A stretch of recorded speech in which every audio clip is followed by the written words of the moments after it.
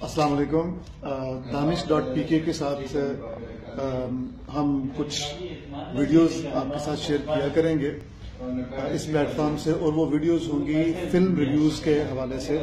जो भी नई फिल्म्स आएंगी हम उनके बारे में बात करेंगे। कुछ अहम जो सुपर जिसको कहना चाहिए ब्लॉकबस्टर फिल्म्स थी उनके बारे में बात किया करेंगे। कुछ आर्ट मूवीज के बारे में बात करेंगे और बाज़ को ऑस्कर मिला उस पे बात किया करेंगे।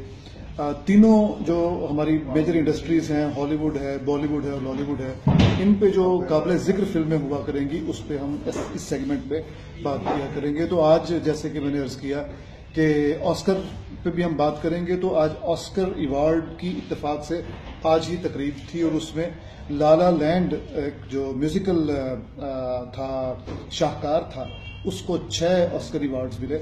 ऑस्कर अवार्ड अलबत्ता मूनलाइट को मिला, फिल्म का मूनलाइट को मिला, लेकिन अदरवाइज एम्मा स्टोन को मिला और बाकी मुख्तलिफ कैटेगरीज में 6 जो लाला लैंड को मिले। लाला लैंड ही को हम डिस्कस करते हैं आज, क्योंकि जब नॉमिनेशंस हुई तो इसके लिए 14 नॉमिनेशंस थी, जो कि टाइटैनिक के बाद रिकॉर्ड है। तो ये क्यों इतनी पॉपुलर हुई? इसलिए कि पाकिस्तानी सिनेमाओं में आमतौर पे वो फिल्में रिलीज की जाती हैं जो एक्शन हो, सिर्फ एक्शन फिल्में। वो समझ लीजिए कि अंग्रेजी जुबान में ल्यासा गुज्जर।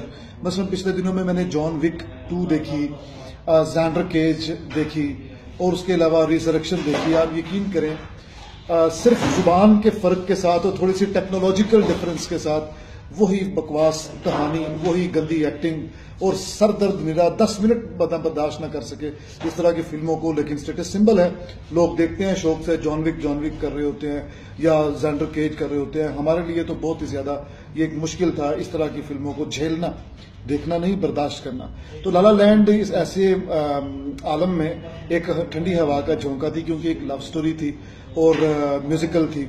इसकी जो खूबियां हैं वो ये हैं कि इसमें ये तो दिखाया गया कि 2 कैरेक्टर्स हैं, गॉसलिंग और एम्मा स्टोन। ये दोनों अपने अपने ख्वाब की तकमील के लिए जाते हैं, लेकिन वो अपने अपने ख्वाब तो हासिल कर लेते हैं, लेकिन उनके दरमियान जो एक मोहब्बत डेवलप होती है वो उसको पूरा परवान नहीं चढ़ सकती और वो जुदाई आन पड़ती है। तो ये जिंदगी की एक तल्ख रियलिटी है जिसको उन्होंने इस फिल्म में अच्छे तरीके से बयान किया। इसके अलावा जो टेक्निकली एक जो चीज काबिल जिक्र है वो ये कि इसका जो पहला जो ये गाने से शुरू होती है और एक टेक में, सिंगल टेक में वो पूरा गाना है।